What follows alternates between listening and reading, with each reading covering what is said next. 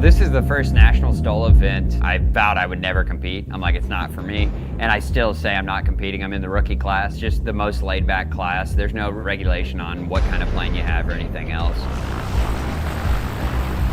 So the touring class, it used to be just touring airplanes, and now that we've switched around the classes, because the 170Bs would always win, so they ended up putting us in the Bush class, which it's a touring airplane, and the word has it Austin Clemens isn't coming. There's a Super 170s in his class, because he was pretty scared about the Bs. My name is Sean Johnson, flying National STOL competition in the Bush class. My name is Justin Tisdale. I'm flying a Zenith 750, flying in the Sport class.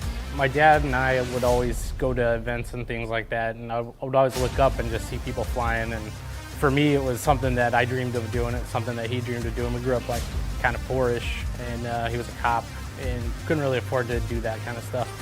So after I got out of the military, I started looking at aviation. I was like, man, I think I could do that. Wound up completing that dream of his and mine to become a pilot. And anyone can do it. I know if I can do it, other people can do it.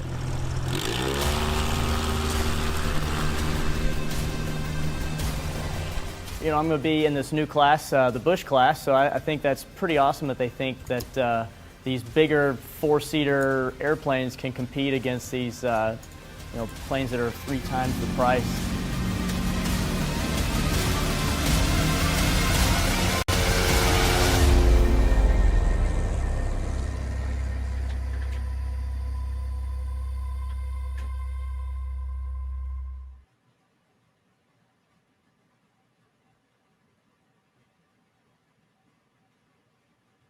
What's up, Av Geeks and STOL Freaks, everyone joining us in the virtual skies today.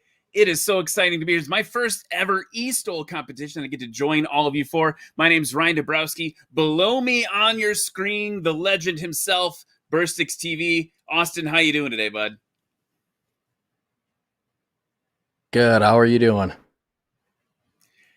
I'm going to be a little honest. It was a little touch and go to be here today. We've got some crazy weather in the Midwest. I live in Milwaukee, Wisconsin. The power has been off maybe 80% of the last 24 hours, but I'm feeling confident. I'm feeling good. Feeling like I'm going to be able to be here with you the whole time. The weather in Jennings, Louisiana for Swamp STOL, eSTOL today is way better than it is outside with my 3 feet of snow. And look at that. Man, that looks just like the real thing. Everyone get pumped. Share this with your friends. Let everyone know what we're doing. We're coming hot off the heels of an amazing STOL competition, National STOL competition last year, the championships just a few months ago in Texas. And now we are ready for our second ever, if I'm not mistaken, eSTOL event, part of National STOL, and really excited to share this with all of you. Let's look at the weather right now. 3 knots from 170, altimeter's 3016, and it's dry, little cool and breezy. And man, that looks just like a perfect representation of what we have going down at in Swamp STOL in March, coming up soon. Burstix, I'm wondering if you could share with folks just a little bit about how eSTOL came to be and how it might be different or similar to the IRL real life National STOL events. Yeah, well, eSTOL, I mean, it was something where I actually wanted to compete. And so I found a scenery that had a STOL course at it. And I already knew the person that had made it. So basically I got with him and I said, hey, let's make a competition. And then I've been watching National STOL, and that's kind of what got me into the STOL thing in the first place. And I said, well, let's email National STOL and see if they want to announce an event. And that's basically how it started. Dude, I talked to Tom, and awesome. It was a really good conversation the first time. Yeah, I mean, I watched a little bit of the first event. Eric Farewell, part of the National STOL team, was on the mic with you there and watch it. I was really impressed with it. Let's take a little bit here to say hello to some people in the chat. I see some people I think that are flying at some names you might recognize that I don't. I'm looking at my other screen over here. Katrina says it's showtime. Let's go. Got a hello from a what's up from Rusty Coon, part of the Stol Cross thing, Arkansas down in Arkansas. And Red Bear Modeling says, hey, Super Arrow, can't wait to get started. Can't wait to see him fly. A little later, that's Byron Bowman. You'll hear about him, I think, in the... Oh, I don't have my classes up. He's going to be flying in the Backcountry class a little bit later today.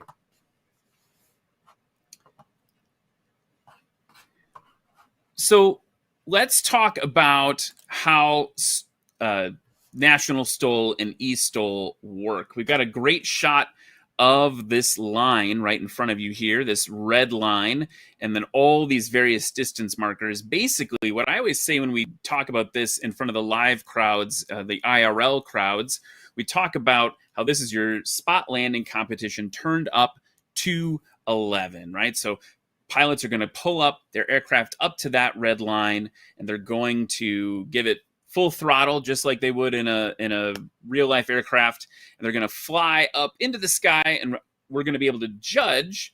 I'm assuming using technology instead of visual line judges. We're going to be able to judge the distance. We measure the distance their main wheels leave the ground. They're going to do a traffic pattern, come in to land, and when they land, we measure the distance from that red line to where the wheels stop moving. Those two scores added together are their composite score for the round. Burstix, is there anything different about eSTOL that our audiences watching should know about today?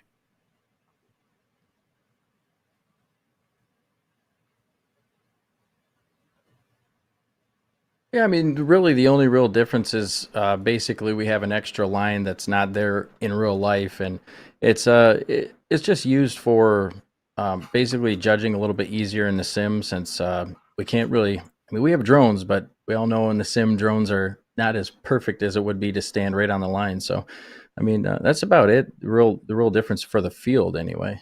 But all the measurements are exactly, and our scenery creator actually even has a ruler that he uses in the sim to get everything exactly perfect. And it's just a giant ruler like you'd find it in school.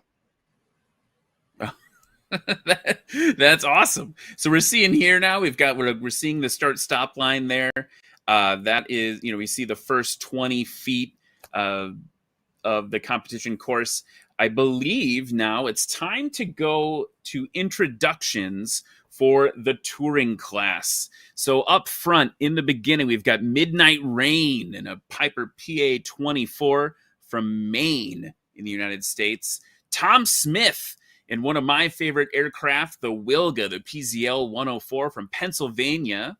Mark Hawkins, also in a Wilga, 1962 Wilga. Guess what's next? Big Papa Paulie, another Wilga. And bringing up the end of the class, guess what? It's another Wilga. This one flown by Keith Charlotte from Louisiana. Keith, I hope you come out to Swamp STOL in a couple months. I have a question for you, Austin. Talk to me a little bit about how this works. Everyone's flying this, and it's actually very interesting to me because everyone's kind of flying the same aircraft. Is that correct? Is it the same model? Is it the same performance?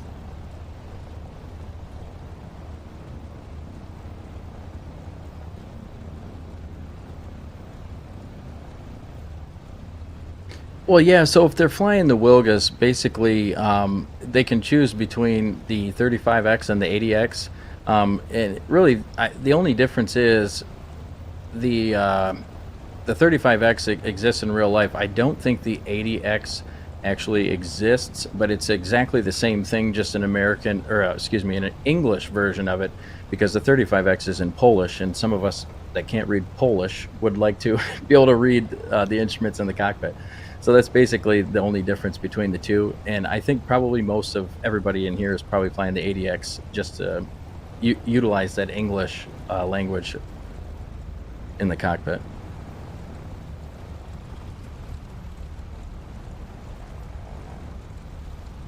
We can see the aircraft now taxiing down the line. We've got that PA-24 leading the charge against the Wilgas. Kind of excited to see how that works. In terms of standardization with these sim models, I mean, is it fair? I mean, is there one? Let me ask you. I'm going to ask you very directly. You know, when we have the real life national STOL, we've got people who are bringing the aircraft in, and there's a little bit of like judging, right? Making sure the aircraft are meeting the specifications, they're in the right class, they aren't modified in any way. No one in a certified class is like snuck in some nitrous or anything like that. Is there anything like that for eSTOL to make sure that everyone's kind of flying the same thing, or is it because we're all building that, flying with that like ADX that you talked about, that we know that the aircraft performance is going to be standard, and the pilots we have really seeing their comparison of their skills? Yeah, so basically, I mean, we don't have any necessarily any anti-cheat to be able to stop anybody from making any changes, but basically what we have is a really good grasp on what the airplane is capable of. So we have practices almost every week, and we're able to see what people are doing. So we take note of, you know, obviously, and we trust everybody that's in the group. It's a real tight-knit group, you know, but we basically, I'm pretty aware, and everybody that's involved in, you know, the judging and things like that are really aware of what the aircraft are capable of at their normal state. And so that's the best way to defend against it. We've talked about anti-cheat, we've talked about some other things, but you know, that was basically brought up to everybody, and it just wasn't something that we were going to be able to do. So, but we do have some ideas about it. But as of right now, I have not suspected anybody of breaking anything yet. So I think it's going to be pretty good. I think we'll be able to deal with that pretty well. That makes a lot of sense, and I think actually, you know, what the reason I said I was excited is because one of the things that we have in National STOL we've always talked about is like, how do we compare like true pilot skill? Do you get aircraft against aircraft? And that is something that we could do here, where if you have everyone flying the same model, we would be able to really compare pilot skill. Yeah, Things are that's just actually starting really to get neat started concept. here.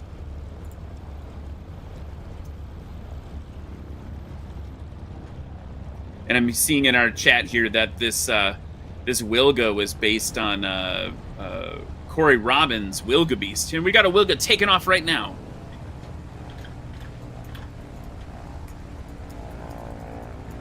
I'm seeing in the chat on the Bursix TV channel that Shooker8400 says, "Great to see this sport take off." First time chatter in the channel. Yeah, we are happy to see it take off as well in the sim. I love to see it.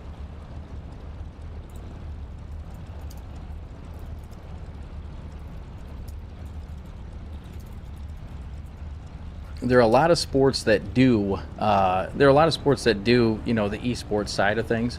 And it was about time we had something like this in the sim for STOL, and I think it's really exciting to watch.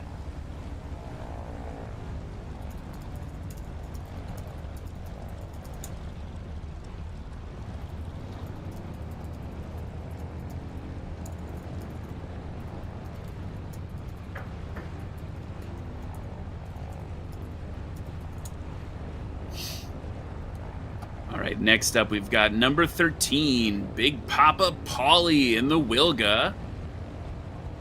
Taxiing up to the line here. And Big Papa Polly is a brand new participant this week, this competition. So it's awesome to see new people get in here and realize it's not that tough to get into. You just got to practice a little bit. And Big Papa Polly was out here last night at like 2 in the morning practicing, and it was good to see him out here. He was by himself practicing out here, and really cool to see.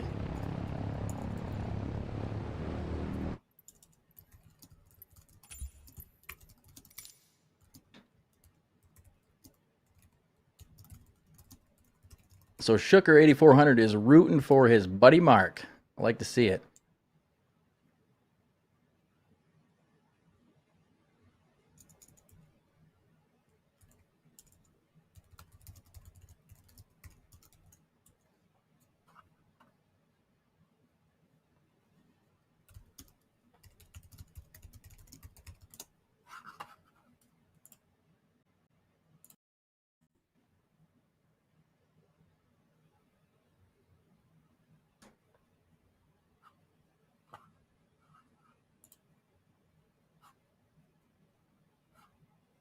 All right, it looks like we have Midnight Rain coming in the Comanche. We'll see what she can do with this first landing of hers.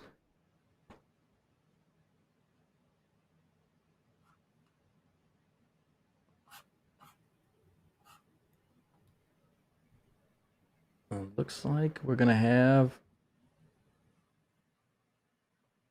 somewhere around 210, maybe 212 or something like that.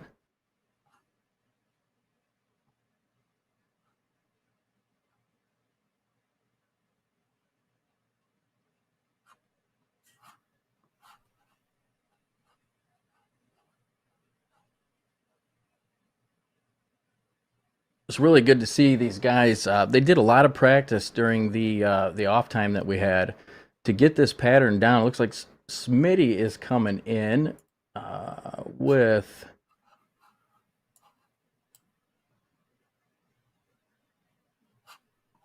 it's hard for me to see actually how long he landed there, but it looked to be about 160. Smitty's a second-time veteran of the competition, so this will be his second national eSTOL competition. And Mark Hawkins. Wow. Really good landing from Mark Hawkins. And that is who we know as Barracus.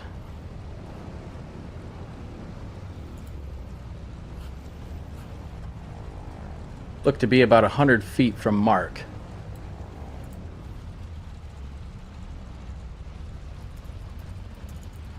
And another one close to that 100-foot line.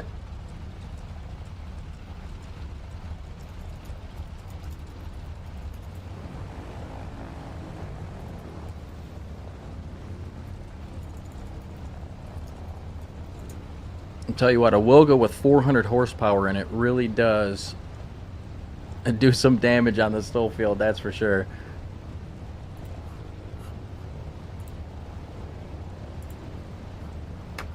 All right, let's see who this is coming in. This is Sawdust Dragon, second time in his national eSTOL competition. Looks like he's going to. Ooh, that may have been a scratch. I'll have to refer to the judges on that. It looked like it's possible.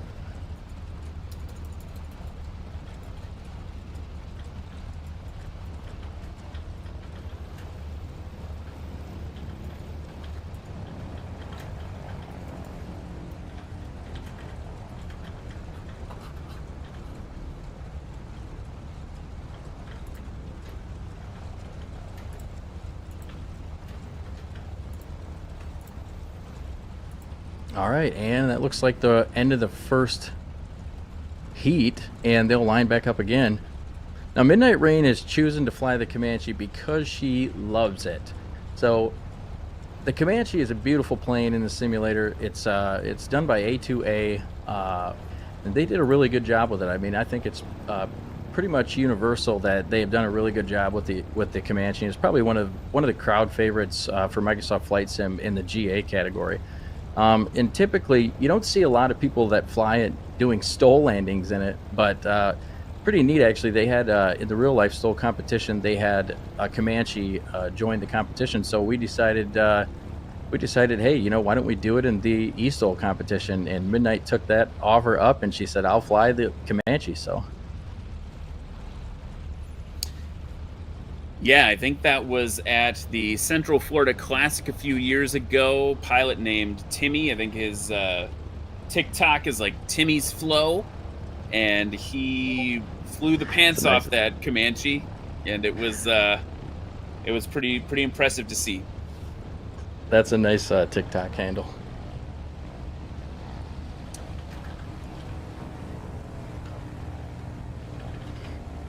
All right, so who do we have? Looks like Tom Smith just took off. Yeah, and let's look at the scores. I think you recapped them, but I'm going to just pop through. As we head into this round, Mark Hawkins, Barracus 250, who I believe is on the line right now, currently in first place with a combined score of 201 feet. Close for second place between Big Papa Polly and Tom Smith. There's Mark now, getting that tail down, he's up.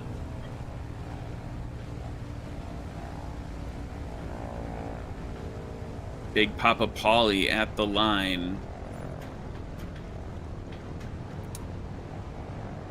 Tom Smith currently in third place with 236, and that Comanche Midnight Rain with 393 feet combined. And a scratch. You were correct for Keith Sawdust Dragon in the Wilga on his first landing. Here's Big Papa Pauly now getting that tail up real well. Nice. That was really good to see that. Big Papa Pauly's like just getting into this, super excited about it. I really hope he does well today. And everybody else too, obviously.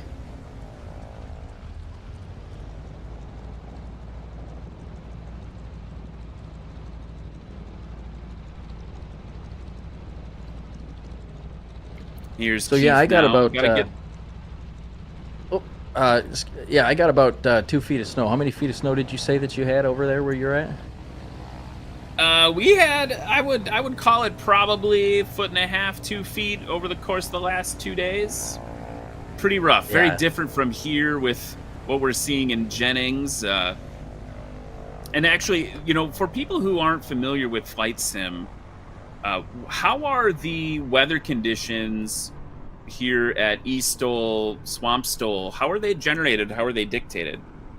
So the weather settings come from they're all live weather settings, so it's as close as it is in real life compared to where we're at in the sim. It'd be the same as where the physical location is, and it's pretty accurate.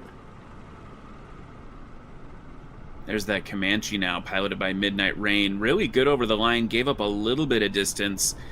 The hard part for the Comanche compared to the Wilgas, I think, is just going to be that braking action. You know, I do fly a little Comanche myself, and the way that I've gotten that into places like Dewey Moore and other places out in Idaho in the sim is I really just drag the prop, which is typical in you know, I drag the plane on the prop, and I get them flaps down, and I just hold it as long as I can prior to landing, and then you can usually get it pretty short. And Midnight's really, she's doing that as best she can in a Comanche. It's Tom Smith now. Whoa! With a little bit of a problem.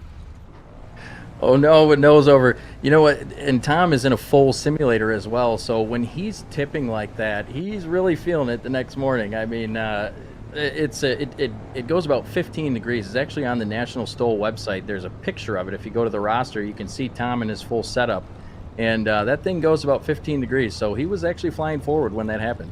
You felt a little bit of a forward action then. That's pretty cool. Like feeling it there.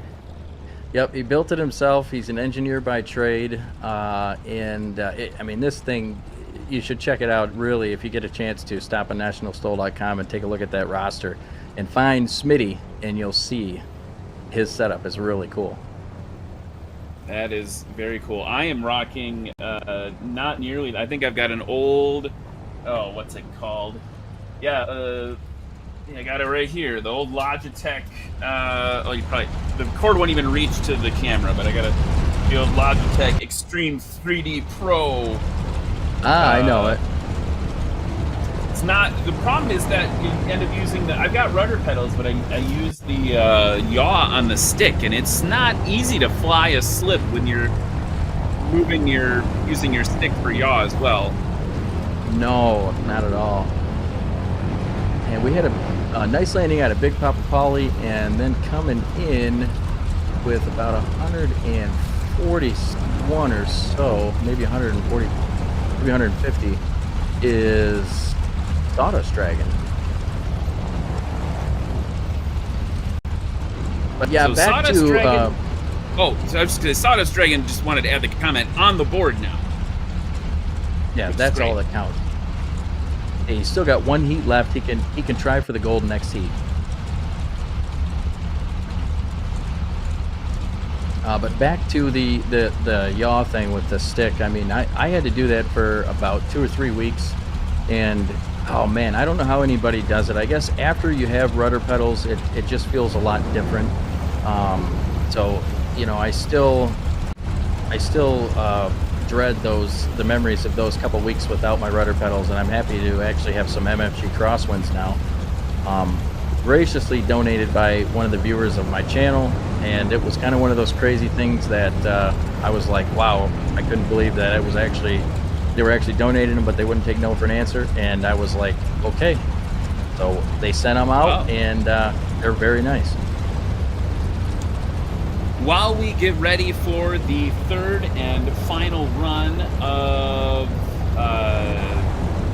oh, we're doing more than 3? I don't even know. I'm new to eSTOL. Well, let's say we're about to do the third one. I want to talk a little bit about some sponsors that help make eSTOL and National STOL possible. First, we got to talk about Aero LED, actually. Aero LED is an industry pioneer and leader in LED-based aerospace lighting, designed and manufactured in Boise, Idaho. State-of-the-art LED aircraft lighting solutions are designed with a focus on performance, efficiency, and reliability. You can see those in Michael Lindstrom, who we saw the front half of the stream on his 170 Bravo, and the Legend aircraft MOAX. We also need to talk about Lift Aviation. They're a new sponsor for National STOL last season. And if you want some products to wear in the cockpit, Lift Aviation, they bridge the gap to make products that are stronger and lighter that you can trust. Famously, shoes. A lot of shoes, flight shoes from Lift Aviation. And last but not least, we're going to talk about one that you probably know more about than I do, Pilot Experience Sim, or PSIM. What's going on with PSIM? So Pilot Experience Sim. So they produced their very first plane ever in the sim. They were originally they were doing sceneries, and they decided they wanted to branch out into the aircraft market. So they put out the MAL M7, and if I'm sure you know what a MAL M7 is. It's very similar to that. Oh, absolutely, yes, and it's very similar to that. That in real life, they did a real good job with it. They now are working on their second plane. And it is King Air C90, and I had never seen the plane before until I looked up a picture of it, and it's a really neat looking twin turboprop plane, so I'm excited for that to come out from Pilot Experience Sim next, well, I guess I don't know a date, but it should be sometime here in 2024. Well, we appreciate Pilot Experience Sim's support to help bring eSTOL to you. You can check out that MAL M7 over at pilotexperiencessim.com. That's all one word, pilotexperiencessim.com. We're getting ready for some more takeoffs here. Sawdust dragging on the line. Love these custom paint jobs. I think you call them liveries in the sim world. Yeah, liveries in the sim world. Some people say livery, some people say livery. I don't know. I just call it paint job, a livery. But yeah, most people call it liveries.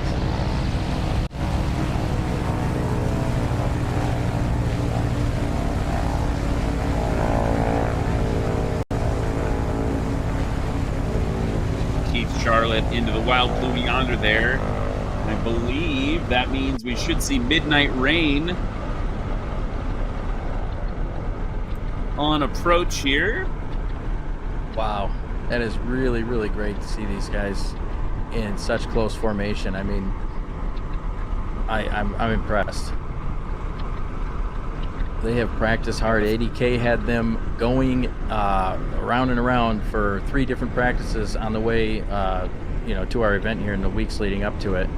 And he said they had it by the first practice. Halfway through it, they were pretty well organized. Yeah, nice landing for Midnight Rain. Look at about 210 or so. Really good landing in that Comanche. Seeing some solid improvement there from Midnight Rain.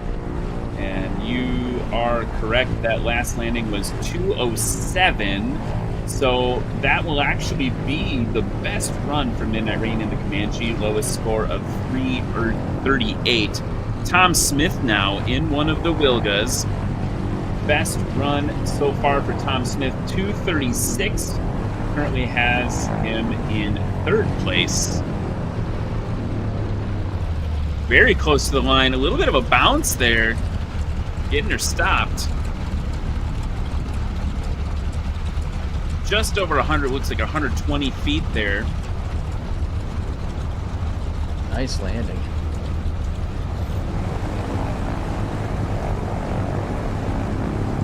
Not enough to budge his best score for Tom Smith, but definitely a solid run as well. Now look low, just below the treetops. Here's Mark Hawkins in the Wilga, Barracus 250 from Plymouth in the United Kingdom. Wow, Giving up about really 40 feet on the landing there, but got it stopped short after that. Yeah, that was he was just hanging it off the prop.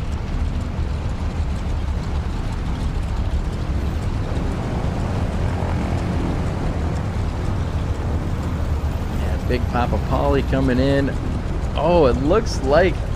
So now, guys, it's not a scratch if he touches his tail on the ground, as long as he doesn't touch his main gear. It looks like his tail may have touched just before landing, but his main gear we're good. We're in.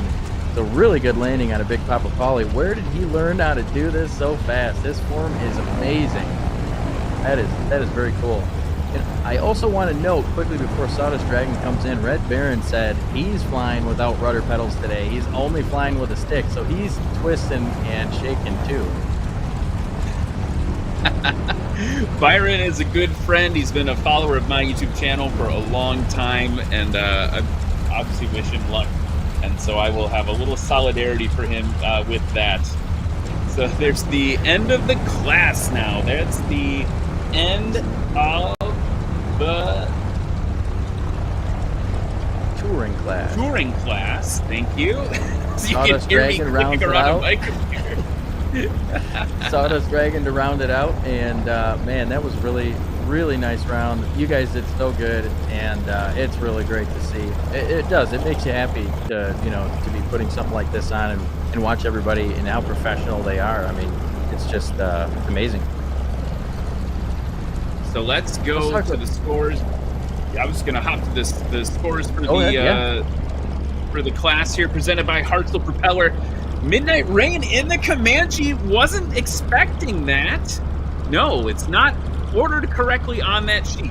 It is actually best score. Mark Hawkins, Barracus 250, 190 with first place. Second place by only 5 feet. The newcomer, Big Papa Polly with 195. Third place, Tom Smith, also in a Wilga with 236. 255 for Keith Charlotte, and Midnight Rain bringing up the rear in the Comanche with 388 feet for the touring class here at eSTOL Swamp STOL.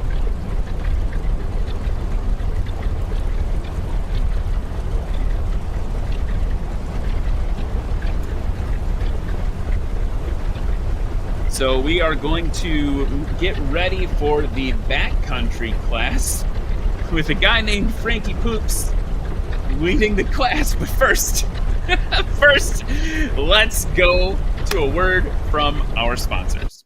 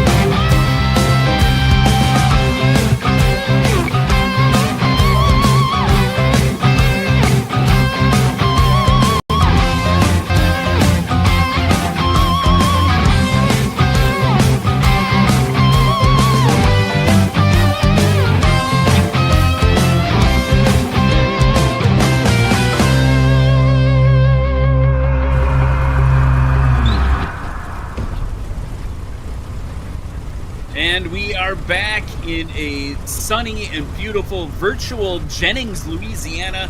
Everyone, welcome back to another class of Swamp STOL. Swamp STOL. I don't know. I'm figuring it out here. It's my first ever time announcing eSTOL. I'm joined with my new and good friend, Burstix TV. You can watch him on Twitch. We're having a great time. We just wrapped up an amazing touring class, which was dominated by Wilgas. And this class, the Backcountry class, you can see him on your screen right now, dominated by, guess what? No surprise. In real life, it's the same thing. The 1954 Cessna 170 Bravo model. Let's look at the lineup now. First to the line will be Frankie Poops from the New York in that 170 Bravo. Byron Bowman from Kentucky in number 75. And Victor Wasser from Poland, a fellow Pole. Dombrowski, you can tell I got the schema name, not very good at the pronunciation. Also in that 1954 Cessna 170 Bravo. This backcountry class brought to you by some great sponsors of National STOL. That's Flight Outfitters. You can check out them. They're making custom National STOL stuff now. You can check them out. Flying Eyes, got to rock those Flying Eyes if you're a pilot or avgeek. Aviation enthusiast. They're great under the headset. And also Flight Helmet, flighthelmet.com. Check them out if you're flying. You need a helmet on that melon.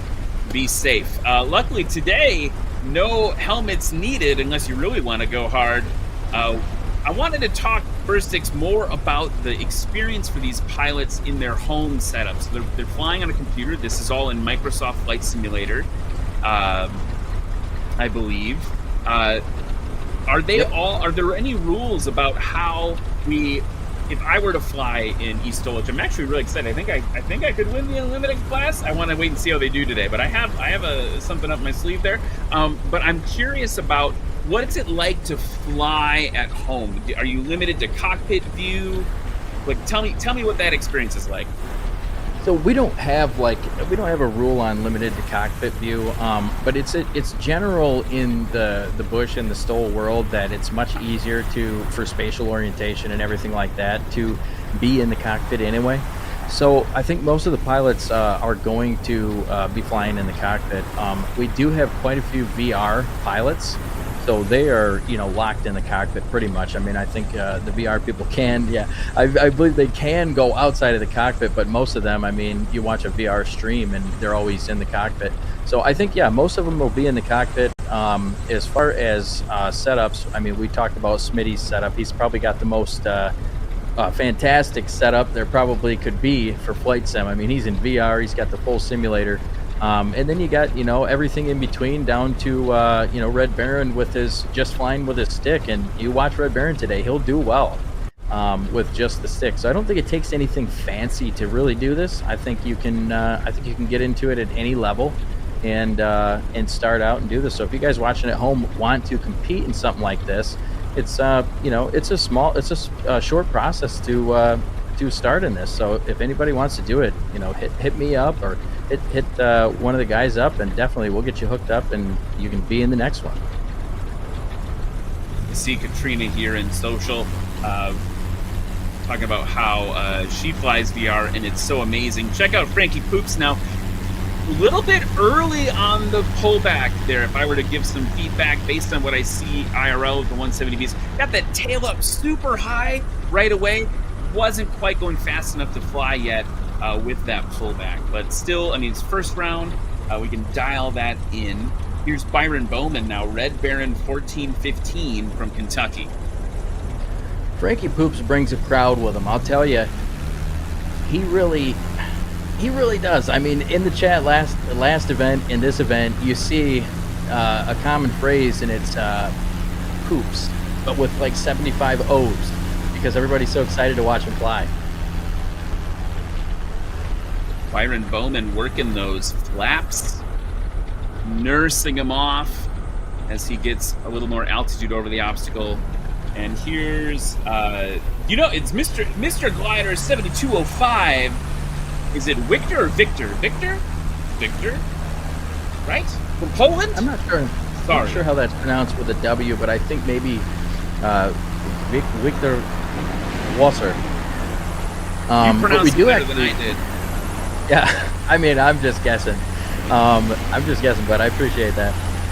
We do have a lot of, international pilots. So we have pilots from the UK, we have pilots from Germany, we have pilots from Switzerland, or at least our scenery developers from Switzerland. Maybe we don't have any pilots from Switzerland, but it was really cool to see the world come together and kind of do something good and enjoyable from all over the world. And it's kind of neat to see everybody put aside any differences that they may have and just have a good time. Waiting for Mr. Poops to come around. Let's look at the scores. Not seeing a score in my sheet for Frankie on the takeoff, but the other two scores, Mr. Glider from Poland with a short takeoff, 138 feet. Byron with 157. Not a lot of wind today in Jennings, so that's also working against us a little bit. Normally, STOL pilots, virtual and IRL, want a little more wind off the nose to get those numbers lower. Yeah, I'm of the school of the more wind, the better. Give me 30 knots and make sure it's a headwind, and we're good to go.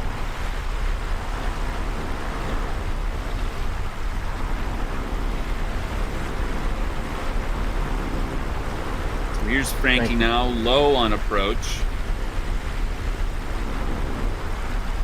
First round takeoff was 137, so that'd be first place in terms of takeoff. Coming in a little hot, got a lot of energy to dissipate there. Get it stopped, Poops!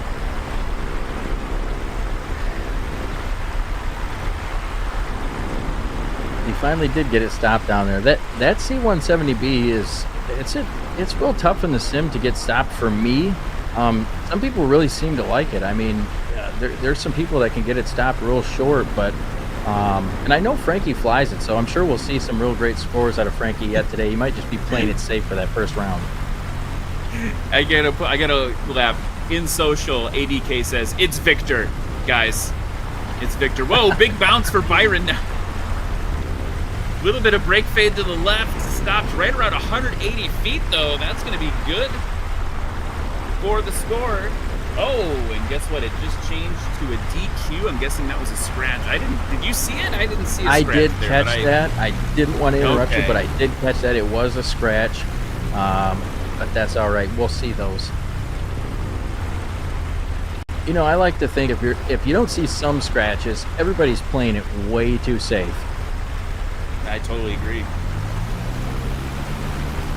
And now, Victor, thank you for the correct internet. That's what I thought. I thought it should be a V.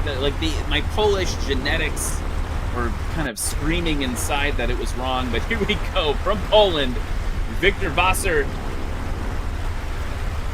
bringing it in. Looks like getting it lined up a little bit. Maybe some slip action. Hard to tell from this camera angle.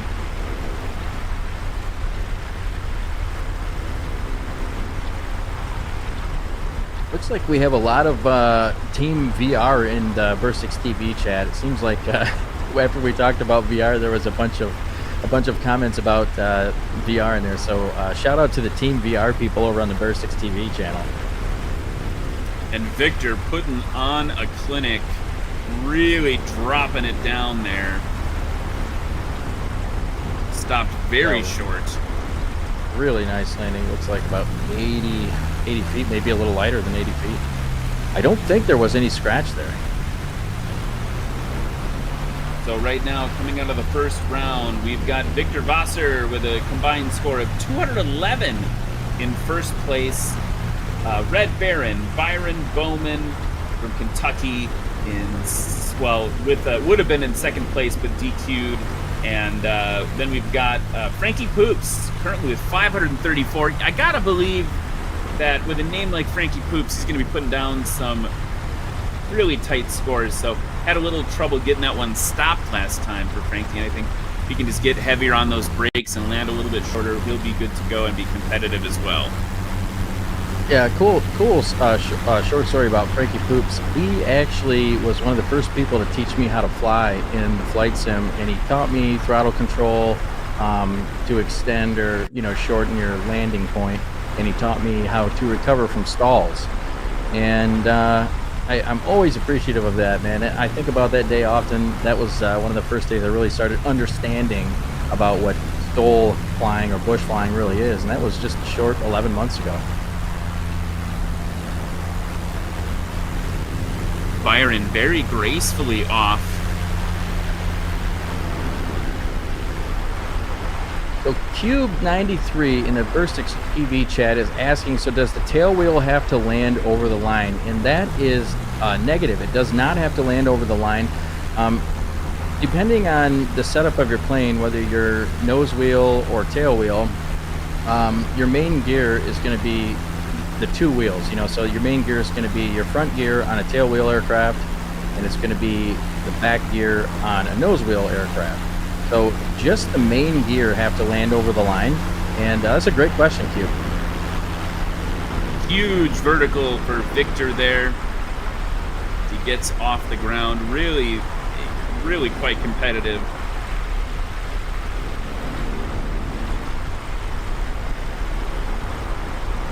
Shortest takeoff this round was Frankie Poops, and with a name like Frankie Poops, you'd expect some real solid scores. Gotta love Frankie Poops' livery as well. I tell you what, I gotta give a big shout out to 80K and Antonov. They really helped put this together, and it's really cool. I'm kind of just floating around here in a drone camera around the sim. You won't see my point of view, but I'm just floating around out here and checking out everybody parked over in the camping area. We've got Smitty, Big Papa Polly, Midnight Rain, Barracus, Amy Cutie, and It's Norcali J, just kind of hanging out over there waiting for their turn. And we've got everybody in the sky. Antonov did the scenery. And all the sponsors all over the place, and the beautiful trailer that looks exactly like Tom's trailer in real life. So shout out to those guys for putting this together in a big way, and along with everybody else who helps out too. I just wanted to point out in the chat, we also just had Keith Lang, one of the competitors, Lone Wolf STOL. He is actually someone you want to watch put on a clinic at the IRL competitions, and he said, man, love these, I think it's something that I've lost it now, it's something to the effect of love these high drop-ins, get these folks to the big show. And that's absolutely great. It would be great to see pilots competing in both eSTOL and National STOL. Nice short landing for Mr. Poops there. Yeah, it's pretty neat to see a lot of when I first came into the sim, I saw a video about a drift car racer, but he did it in a simulator, and the video was based on he won some kind of championship on the simulator, and then the video was based on him actually driving a drift car for the first time.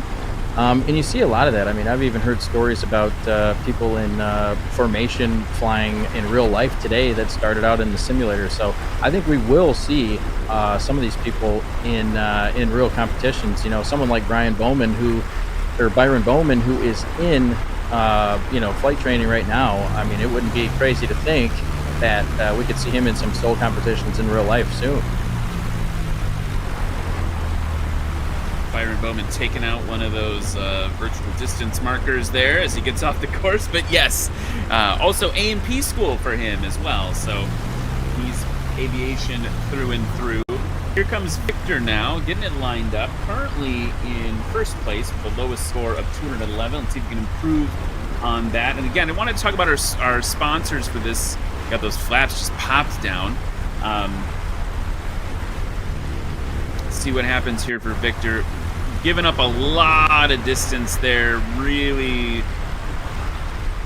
touching down there. So that's going to be a bummer for Victor, but he is still currently in first place. And, whoa, a little bit of a nose over there as well. Just hearing in my ears that we've got 8 knots in it now, so a little bit better for the backcountry class. Wanted to talk about these sponsors as we get this going. Again, just a minute to mention, because I barely mentioned them at the front.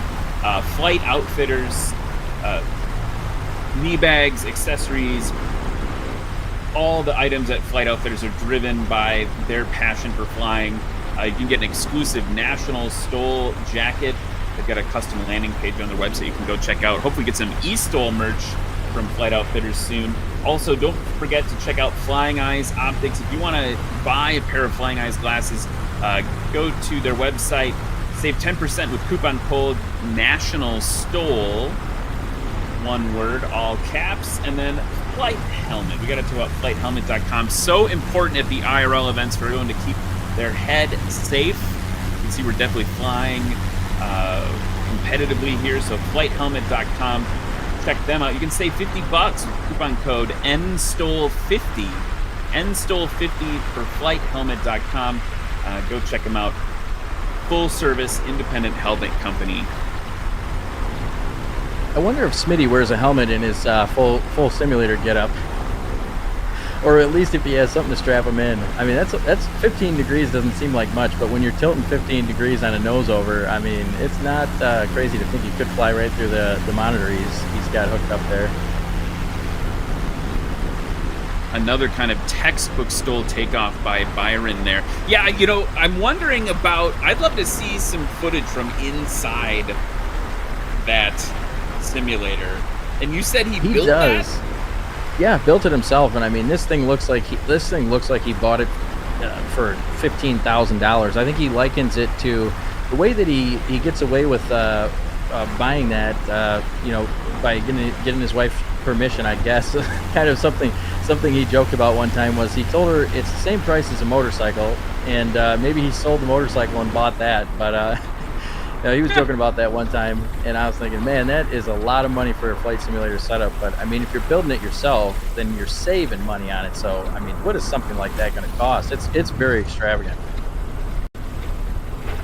I love the way that we all justify our hobbies. Now we are, I believe that's Victor now, kind of off his wing here with the drone cam.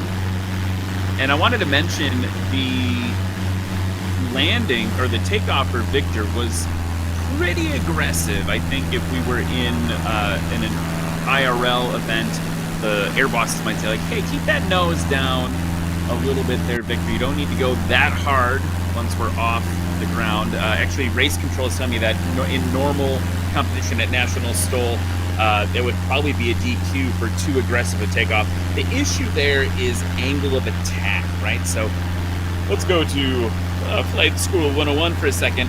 What we're worried about is making sure that the aircraft doesn't stall.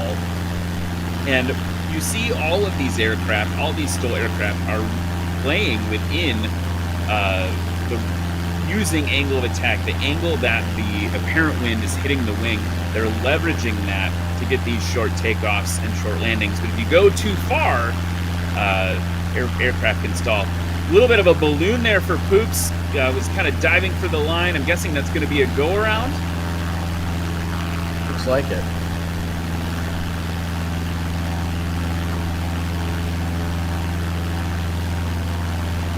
While Red Baron's coming in here, I was going to talk just a bit about one of our camera guys, Vinny. He started out his camera career here at the first National eSTOL event, and then he went down and volunteered in Texas at the Lone Star STOL event. And I didn't even know it. I knew he went down to volunteer, but I did not know that he was first camera at the event. I just thought it was another regular, wonderful event from National STOL. And then when he came back, he told me that he did one of the cameras at the event, and I thought, no way. I mean, he did such a good job at Lone Star STOL. He does a good job here at eSTOL. So that's one of the connections of the sim in the real world already happening, you know, you know, he went to go down and, you know, volunteer at the event, and he got to do it in real life, and he did a dang good job at it. That's awesome. I love seeing this view here of Victor, hearing the throttle come out. This is something you can't get yet. We do have drones for National STOL watching the aircraft come in, but we're never getting a camera view like this where we're bolted off the wing this close. Let's watch as Victor comes in now. Got I wonder those if that would be an flaps issue. all the way down. I wonder if that would be an issue with the FAA or something like that. If you had drones in the real life STOL competitions, I wonder if they would be able to someday feature drones and kind of getting those kind of shots, maybe with a far zoom lens or something like that, so you can stay further away from the planes for safety. We do at the IRL events have drones in certain areas. It's very limited to where they can fly, right? We have to be careful. They can't be over crowds. They need to be out of the way of the airplanes. Looks like kind of a rough riding landing for Frankie Poops now. Bucking Bronco, a little bit of splashback. Yeah, I kind of figured that. I mean, drones, they're now, the FAA has kind of a say in what they do and that. So I kind of figured probably some kind of issue with that, but, it's the way it goes, I guess. And it's all about getting the right approvals, getting everything safe and pulled together. Let's look at the scores for your backcountry class presented by Ladd Gardner Aviation Insurance. In first place, we have Victor Wasser from Poland with a combined score of 211. Byron Bowman in the Cessna 170 Bravo from Kentucky bringing up second place, 249. And Frankie Poops, I love his name so much, I'm coughing, 297 for third place. Mr. Poops from New York.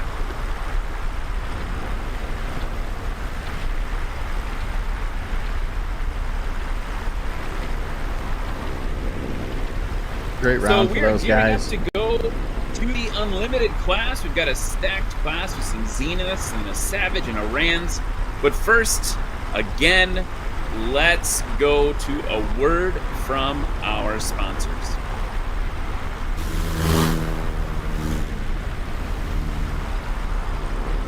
When it's time to recover and paint your fabric-covered aircraft, look no further than AirTech Coatings.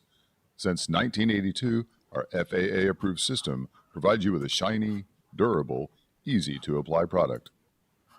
The AirTech system has fewer steps than any other product on the market today, saving you both time and money. While using cutting-edge technology, we offer a wide range of products. Whether it's for work, play, antique, or aerobatic, we have you covered. Remember, we make paint fly. You ain't seen nothing yet. Yeah, I got that right turn. We're good. Let's meet up at the compound group up. At 10-4.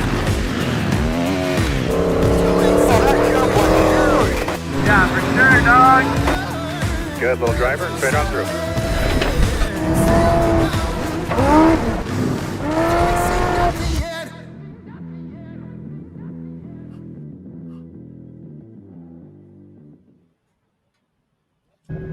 And we are back in Jennings, Louisiana for Swamp STOL, eSTOL, or as I think I'm going to call it from now on, Swampy STOL. And check out this Swampy great STOL. shot. I like it. Swampy STOL. Check out this great shot of the race course here from this Robinson flying over as we get ready for our unlimited class. I thought that was one of your guys' commercials. And speaking of those commercials, we make paint fly. That is a great slogan. Whoever did that, that's who I'm buying my paint from. I don't care if it's aviation paint. I'm putting it on my house. It would be expensive to paint a house with, but probably worth it. Yeah, that slogan alone is worth it. That's great. We make paint fly. I love it. So we're gearing up, Bursticks, for the unlimited class here at Swampy STOL, and I'm wondering if you could. I want to ask a question. So, unlimited class in the real life national STOL is literally like run what you brung, anything goes, as long as it's legal. You're seeing very aggressive planes, Steve Henry's Yeehaw. You're seeing Hal Stockman in a Rands that he's built to be super light. You're seeing Dan Reynolds in the Chinook Valdez Special, which is kind of purpose-built just for STOL. We've seen him land. We've seen Steve Henry take off in 6 feet, and we've seen Dan Reynolds land in a shorter distance than his airplane is long. I think it was like 13 or 12 feet. What are the rules for unlimited class with eSTOL? Well, the rules. So the thing is with this show being put on, in a huge part by National STOL and in Burstix TV as well. National STOL is, the big thing here. I mean, you guys have been around for a long time, and so basically what we want to do with this is make it as close to real life as possible. So all the rules are pretty much exactly the same. For instance, we've had to take out the double ender, which is a really good bush plane in the sim and really well done by Got Friends. But we've had to take it out of the unlimited class because if we let Steve Henry have 2 drops in the real world, I mean, how short would he take off then? So it's like basically we want to keep everything as close to possible to the same, and there's other implications in that too, because when you guys are a real life organization, you guys have to show leadership and responsibility and things like that, and safety. So when we hold this national eSTOL name, we want to keep it as close to that as possible, so that way people watching this realize that it is a serious event, and these guys are serious about this. We're all very serious in the competition here. So if I were to, for instance, wanted to enter and compete, which I'm getting inspired to do, it seems really fun watching everybody do this, is any aircraft in the catalog like that you could either buy for Microsoft Flight Sim, or that comes with Microsoft Flight Sim, are they good to go? As long, I mean, for instance, like one engine makes sense. That wouldn't be, I think that would be allowed in National STOL either. In the Unlimited, that would be an exhibition class. How does that work for eSTOL? So we have a list of planes. Basically, there's about 7 or 8 planes that are on the OK list for unlimited. There are some things, like I mentioned, just in part the double ender, but there are some other planes that we've had to take out. Not many, but we do keep a list because everybody that the camera guys, the drone operators here, the judges, everybody's got to have these planes, and so it's all volunteer at this point. So we want to make sure that we keep it kind of easy on the pocketbook for those guys that are volunteering. So there are a couple things that we keep. We keep the list kind of short, but basically we know what the best planes are, what the most popular ones are, and we hear from the pilots when they speak and they say, hey, we like this plane, can we get this plane in here? We review it and we see if it fits the class. We decide what class it gets put into. So it's not any plane, but if you want a plane, even if you've never been in a national eSTOL competition before and you have a plane that we don't know about or we don't show here, it may already be in the list. Maybe someone's not flying it. But if it's not, come to us. We will, we'll look at the plane and see if it fits and put it where it fits. That's awesome. There's one that I'm curious about that I'm trying to remember the name of, and I will. While you're doing that, I want to say you were talking about Dan Reynolds Chinook, and there's a company, a flight sim company called CRZ, and they are actually doing a version of Dan's Chinook. I don't know, No way. I know there's some things that obviously I don't know if they're talking with Dan or not, so they may not be able to name it the Chinook, obviously for copyright reasons, things like that, but they are making a very realistic model of the Chinook, and we hope to have that in the simulator. And also, I'm still waiting for someone to make Steve Henry's plane. Why has no one done that? Calling out to the developers, you guys someone's gotta make Steve Henry's plane. The pilots want to see it, the fans want to see it. We need Steve Henry's plane in the sim, and we gotta get it. We gotta make that happen. That would. And if you believe that, if you want to see it in the chat, if you want to see Steve Henry's plane in the YouTube, in the Burstix TV chat, I want to hear you guys. Say it. If you want to see Steve Henry's plane, let us know. The plane I was wondering about when I've been flying around in Microsoft Flight Simulator, I've landed incredibly short in the Zlin Shock Ultra, which comes with the game in your premium deluxe or something. Okay, so that one, unfortunately, that one is banned. We had Kat. So Kat is the official, unofficial tester of planes. Okay, so Kat likes all these planes that land and take off really short, right? We're in a STOL competition, of course. Well, she figures out how to get them to land as short as possible, and she says, "Hey, Burstix, can we have this plane in?" And she just sent me a video of her landing, and she showed me one video, and there was a little bit of a headwind, but I was like, oh my gosh, there's no way. So we did talk about it in this Lynn Shock Ultra. We did have to ban due to basically non-realism. It's not realistic enough to where we could keep it in. And so, Kat, thank you for finding all the planes that we need to make sure are out until they can see some development work on them. Well, that's a big drag because I was really excited to come fly that in eSTOL, but no, totally get it. I'm curious. I mean, it's interesting because I feel like that aircraft probably in like base specs is pretty close to how it flies, but maybe some of the or in terms of speed, right? But maybe some of the handling things they do feel a little supernatural when you're flying it in the simulator. So it might have something to do with it. I think it's the flap drag, and the braking on it. And I mean, Kat was bringing that in and stopping it, and like it wasn't even a foot. And now there was a little bit of a headwind, but we're not talking anything crazy. But you got to remember, Kat is a STOL fanatic. She's been watching National STOL since National STOL started. I mean, she knew about National STOL as soon as I brought it up to everybody about, hey, we might be talking with National STOL very early on in this, and she knew about it right away. And so she had some really good words to actually say about National STOL, and she really wants to say thanks to you guys, for being here and doing this and being a part of this, because we really love to see the support for the sim. I mean, us sim pilots, some of us have flown in real life. I have a little bit, but that was actually in a helicopter, 1979 Enstrom F-28C. But I've never flown a bush plane, and I don't know. I want to someday, but I don't know that I ever will. And I think a lot of us, between different reasons, will never actually get to fly in the real world. So this is really all we got. Some of us, like Byron Bowman and some of the other guys, they do fly in the real world.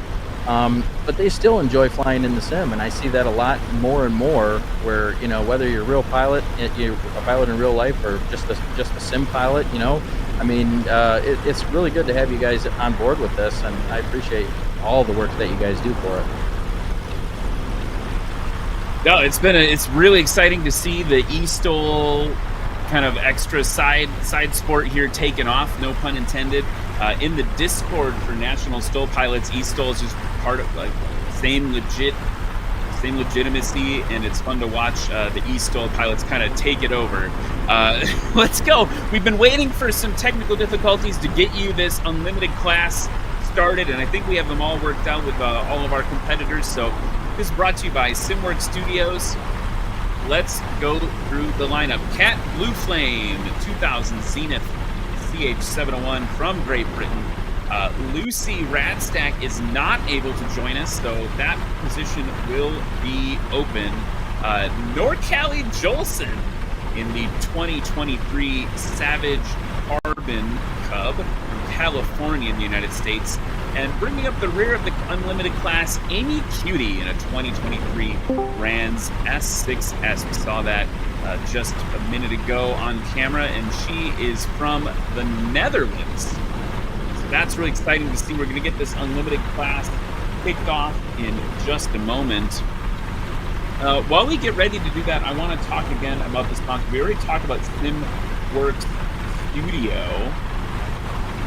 Simworks Studio is an unlimited class sponsor for National eSTOL with an amazing and realistic lineup of aircraft. You can fly iconic aircraft. These are truly iconic. The RV-10, the RV-14, the Zenith 701 that you're going to see today. If you're into larger aircraft, they just released a TC-12.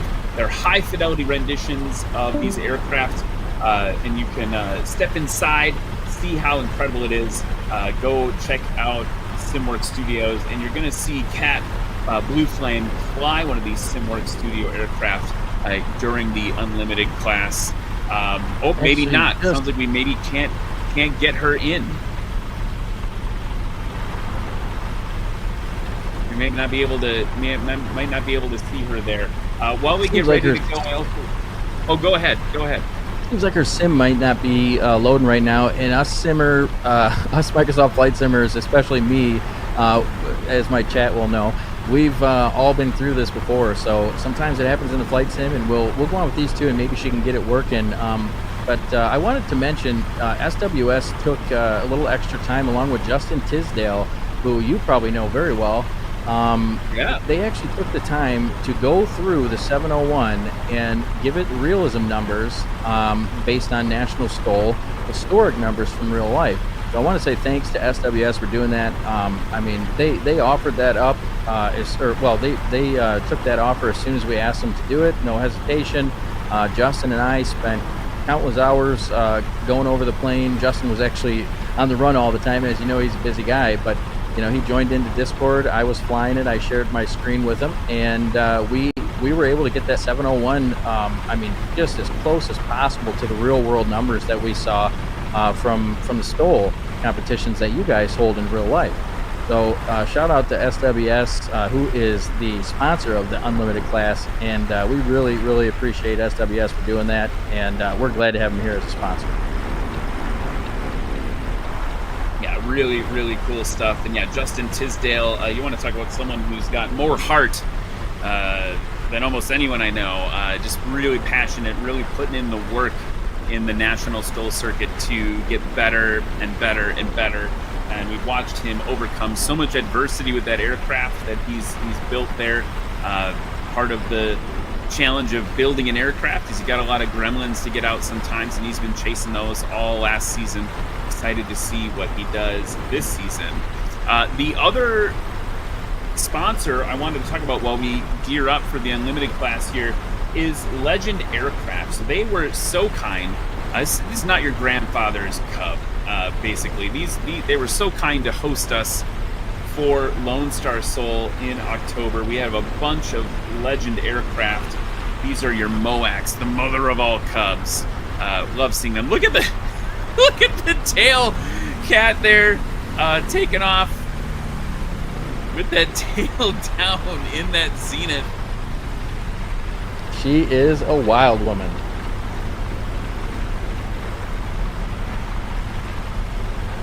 Next up to the line, NorCali in the Savage. Now, Savage is interesting. They're an aircraft company known, I think, more in the rest of the world than the United States. I think a lot of people only know them because of in the United States, maybe only know them because of their involvement in Microsoft Flight Simulator. But they are an aircraft brand that really puts down a lot of STOL aircraft. I've been kind of keeping tabs on them during my pilot career. Here we go now, NorCali.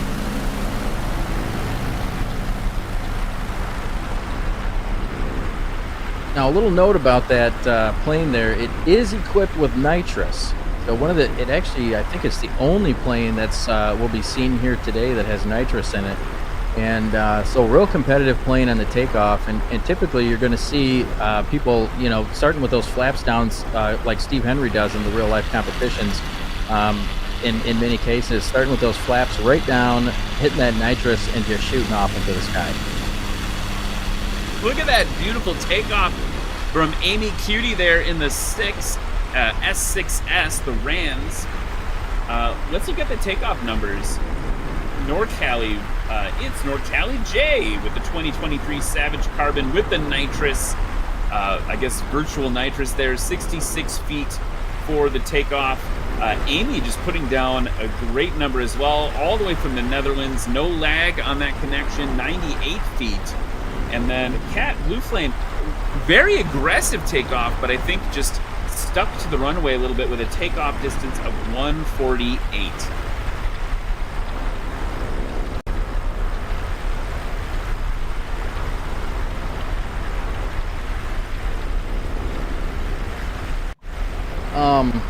Yeah, so one thing about that Savage, though, you just got to remember to turn the nitrous off. If you don't remember to turn the nitrous off, because it can be pretty easy to forget it in the sim. Ask me how I know. You can really add a lot of distance to your landing. So it takes away distance from the takeoff. You might add that back on landing if you don't forget to turn the nitrous off. So, pro tip for those of you out there that are flying around in the Savage Gravel, and you might want to be in this competition someday, and you're just getting into bush or STOL flying, turn that nitrous off on landing. Here comes Cat now low over the grass, holding it off, holding it off, holding it. Oh, that's going to be close.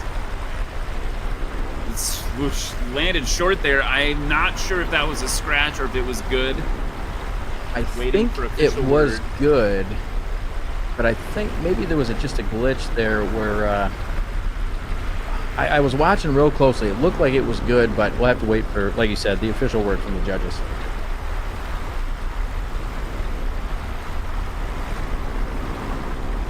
And we have North Cali Jay coming in.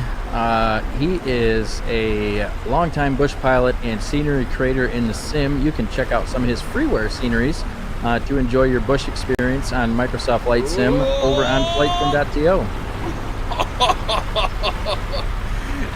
I definitely thought that was going to be a scratch. Just holding it off there. That was close. Aircraft calls it Bumblebee. By the way, Cat and Blue Flame, that was a good landing with just 52 feet on that landing for Cat. Combined score of 200.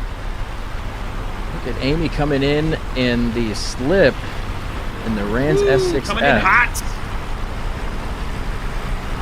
A little fast, but if she could slow it down a little bit, I think she'd be all right. And I would like to also mention Amy is another freeware scenery creator, and she has just released her first payware scenery. So from friend to friend, you guys should check that out, and you can get a hold of her on Discord probably and find out where to get that. But really proud of her for releasing her first scenery, and it was really cool to see that. The other day we took the stream out there, did a group flight, and went and checked it out. She did a great job. So let's look at the scores now. End of the first run of Unlimited class. First place, North Cali J, the combined score of 137. Cat Blue Flame with the shortest landing, but second place with 200. And Amy Cutie in third place with 265. So it's still kind of anyone's goal. Now look at that. See, I think what's happening with Cat is she's pulling back a little too soon. The airplane was not ready to fly with that aggressive pullback. Had to get that nose back down, reduce the angle of attack, get some wind over the wings, and then take another pull, another bite, and get it off the air. An improvement, though, for 6 from 148 down to 80 feet for the takeoff there. So that's a huge improvement. Yeah, good to see the improvement there. So coming from the Burst 6 TV chat, I'm seeing a lot of hype in there from fellow streamer Quert. And it's really cool to see some of the other streamers that are out there in support of what we're doing today. So you see the Great Fish Foo and Quert and RP Gamerus and probably some others that I have missed, but it's good to see all the support over there and everybody hyping up the chat. I love to see everybody cheering these pilots on. Woo! Short one for NorCali. Oh, and it looks like we have a correction here also from the Burst 6 TV chat. Frankie Poops, the man, the myth, the legend, Poops himself, said, that sounded bad. Frankie Poops said that he's actually flying the Carbon, so there is no nitrous in the Carbon. Still a very, very good aircraft, but no nitrous in the Carbon. So it looks like we don't have the gravel out there today. That was my mistake. I read that livery wrong. Nice short takeoff for Amy as well in the Rans.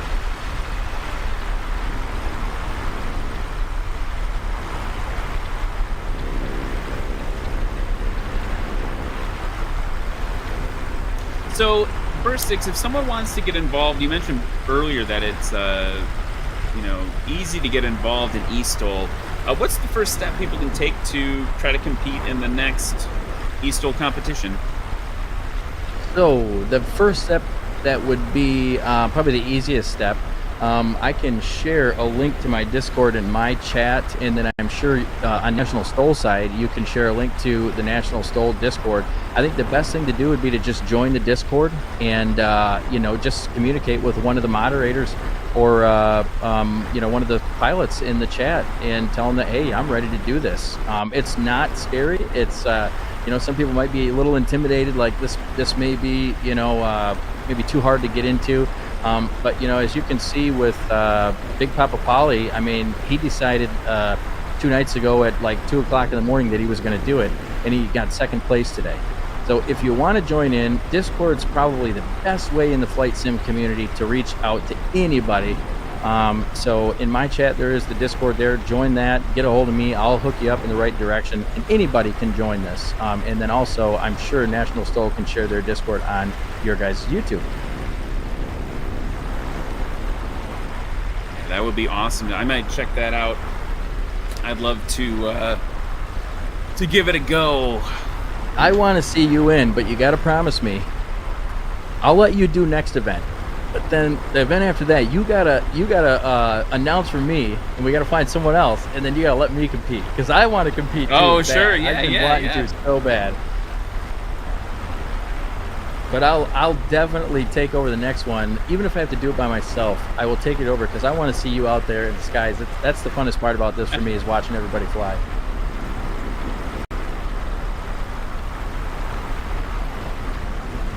We have a 1,000 bits from ID5 in the Burstix TV channel. Thank you so much, ID5. That is insane, and you never have to do that, but I appreciate that. ID5, the man, the myth, the legend from Michigan, a fellow Michigander. Nice short landing for NorCali there in the Bumblebee. Looked like it was right on the line.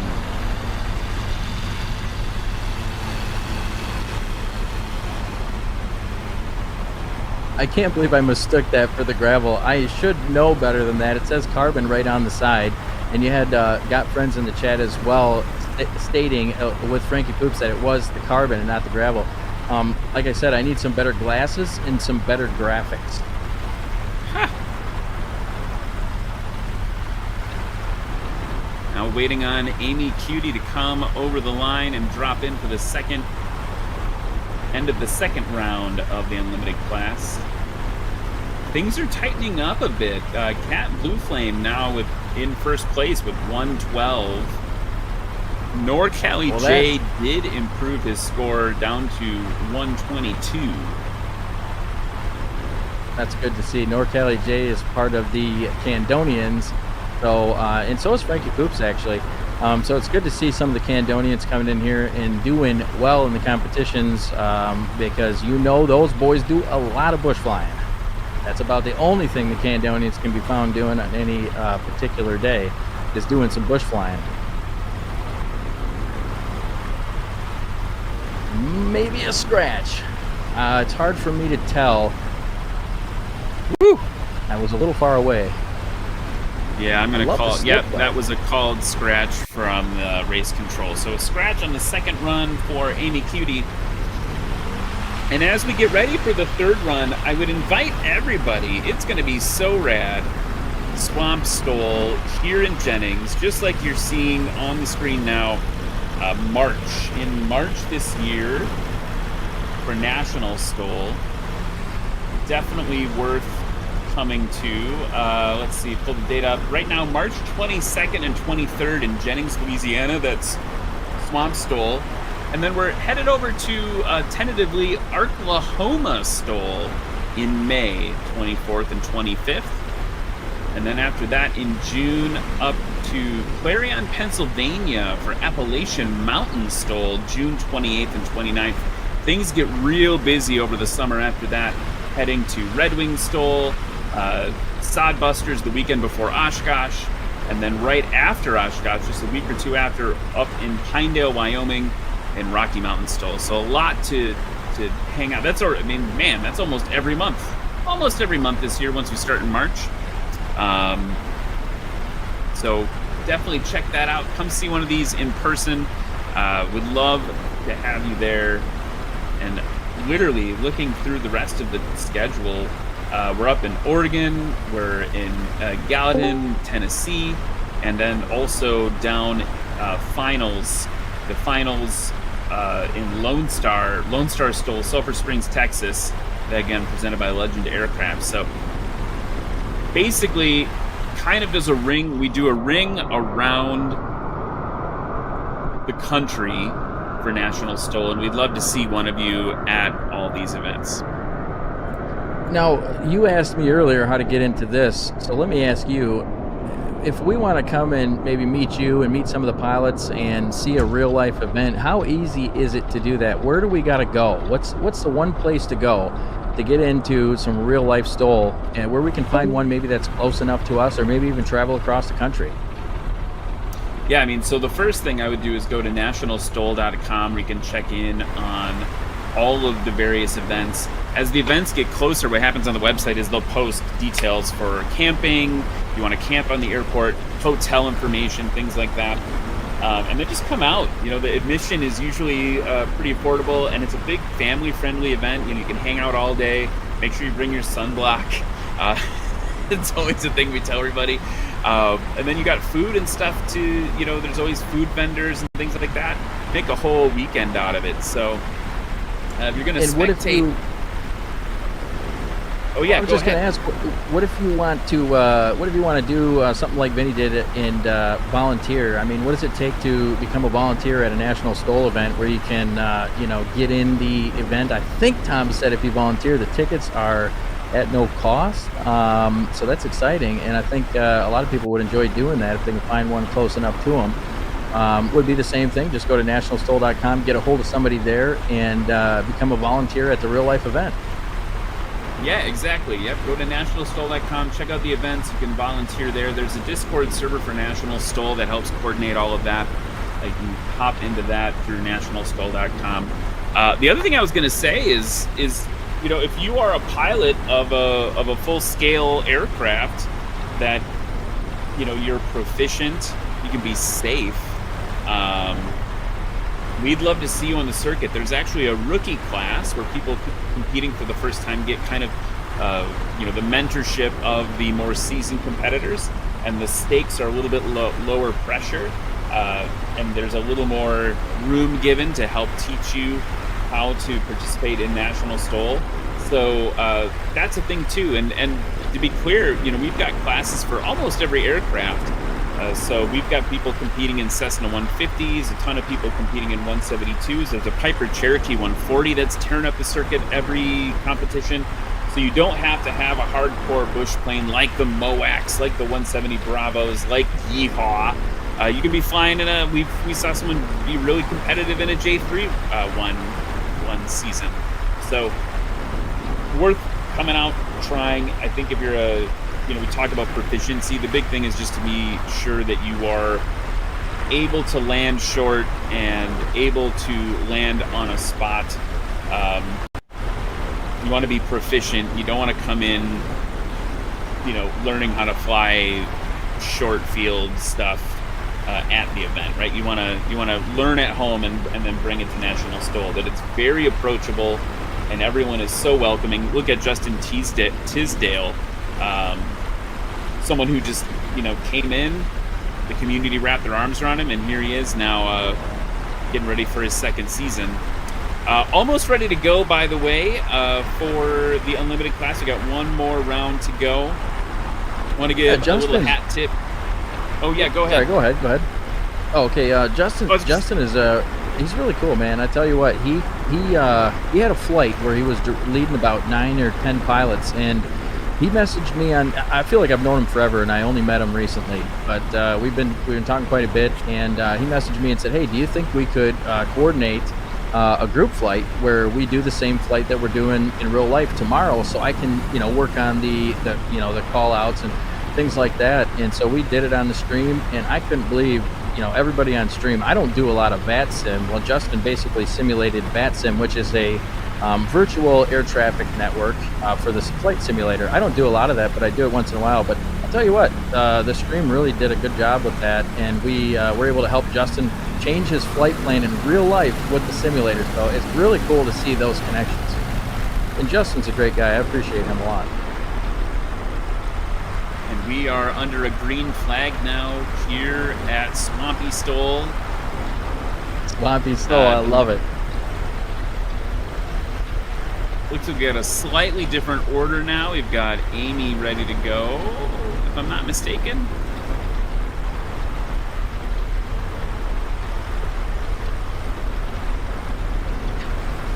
So I was going to just mention as we get ready to go here, we want to thank, Hat Tip, the Unlimited class sponsor, Simworks Studio. We talked about them earlier. We also want to thank Sim Market again for sponsoring the scenery in the event. Really appreciate them building this race course for us. Such a cool thing to see. I wonder what our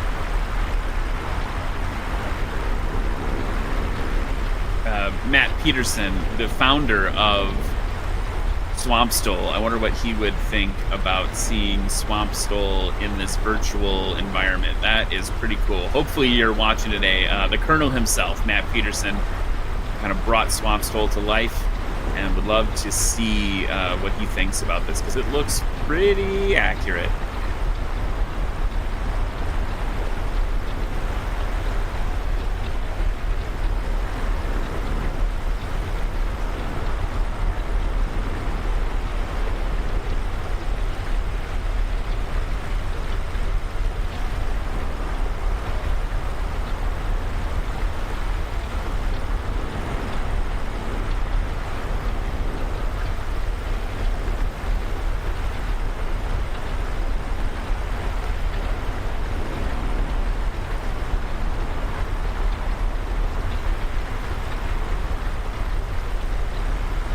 And we also want to give a shout out to Pilot Experience Sim for that beautiful Mall M7 that you're going to see. And it looks like we've got Cat Blue Flame now turning base to final. I think, hard to tell here, it's either Cat or NorCali.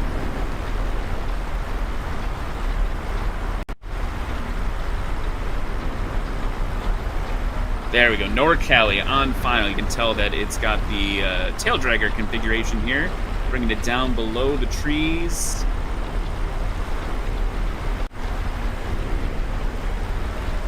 Number 22. Really hanging it off the prop. I love to see it. Wow. Wow, NorCali, what the heck? 41, 42 feet. Great job, man. NorCali really showing out there. That's a beautiful performance.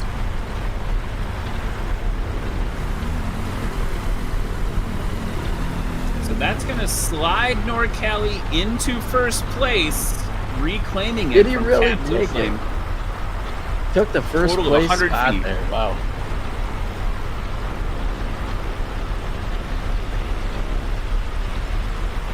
Grab action for Amy, getting it down almost in the bleachers there, right on the left side of the runway. Get it stopped, Amy.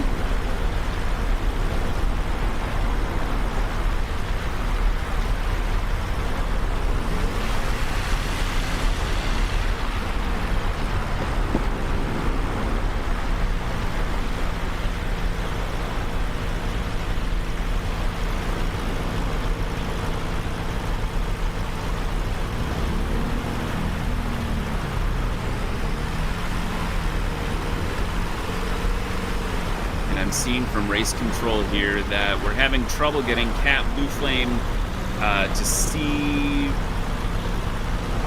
like, show up in the sim here, so that might be it for the Unlimited class, which is a bummer for Cat, because it would be interesting to see, and for us, because it would be interesting to see if she could have defended that first place. But as of right now, let's go to the results for the Unlimited class here at Swamp STOL.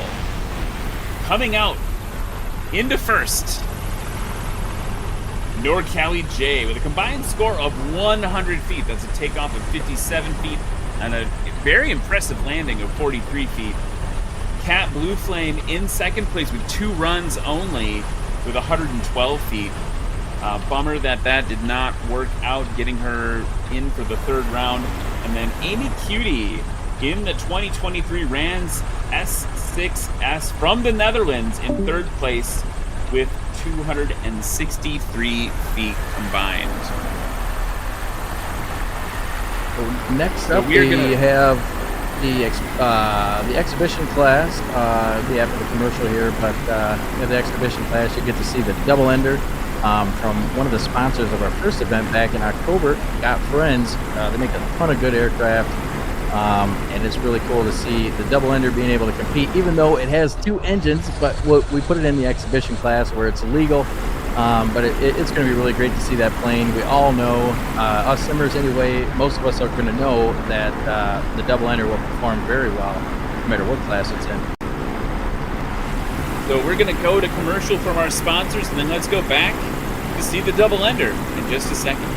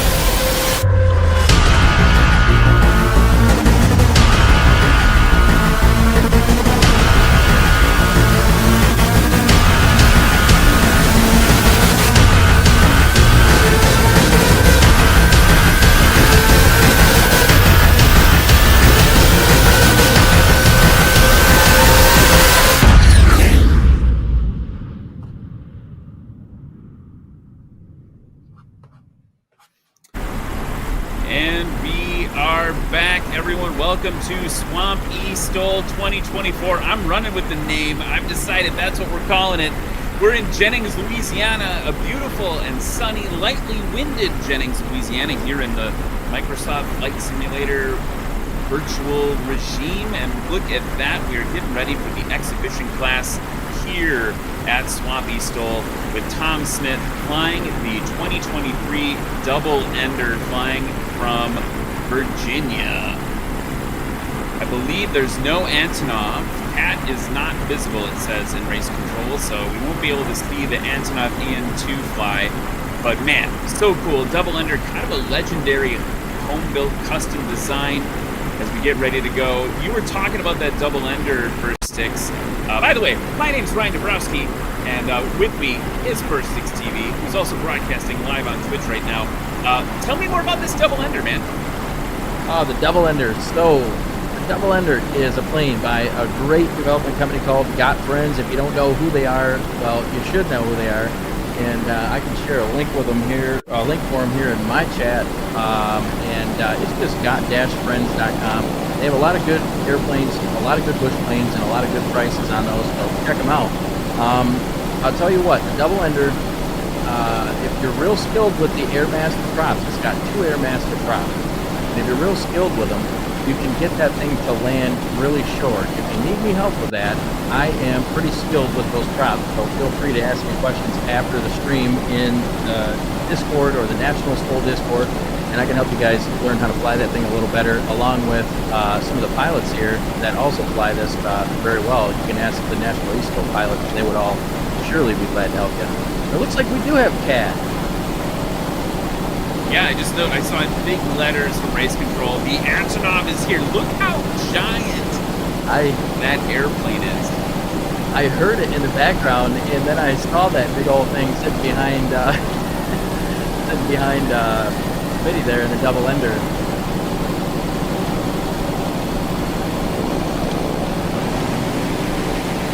And off goes Smitty on a nice takeoff for his first round.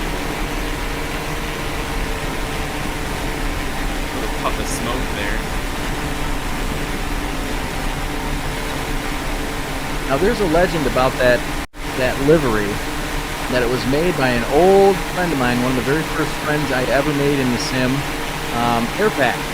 And he's a livery creator and just an all-around cool dude. Creates some really good liveries, and you can find some of those on flightsim.to. I don't know if it's true though, but I've heard it was that black one was created by Airpack. Goes Cat in the Antonov now. Antonov, a bit of a legendary aircraft, a huge biplane, and fabled to be one of those airplanes that if you trim it right in an engine out, you can just let it fly itself right into the ground and it will survive because it's so draggy with those big wings, big biplane configuration.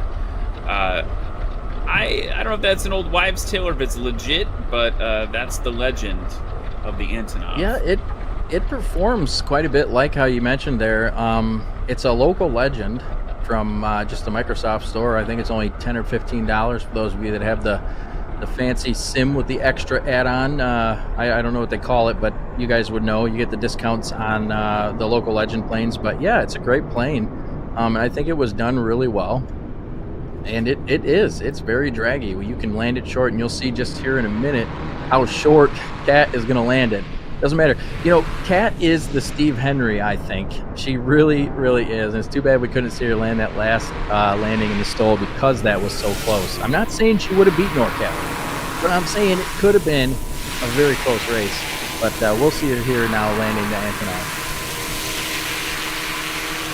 And as we turn base to final there in the double ender, I want to talk about some of the sponsors for the exhibition class.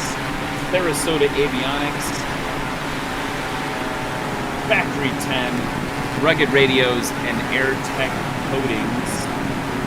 Really appreciate their help all the time in National STOL seasons. There's the double ender now on short final over the highway.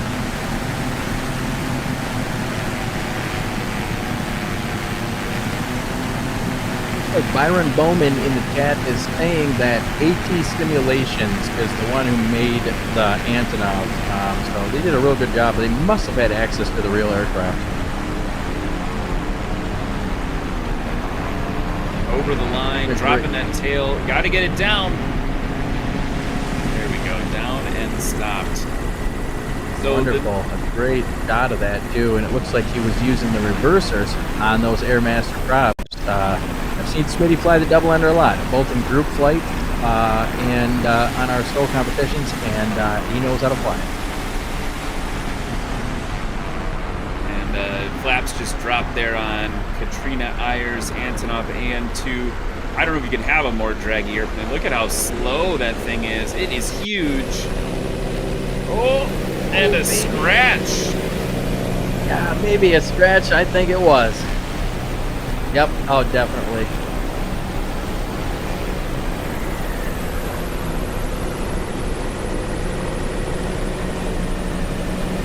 So Kat is doing the STOL hobo thing.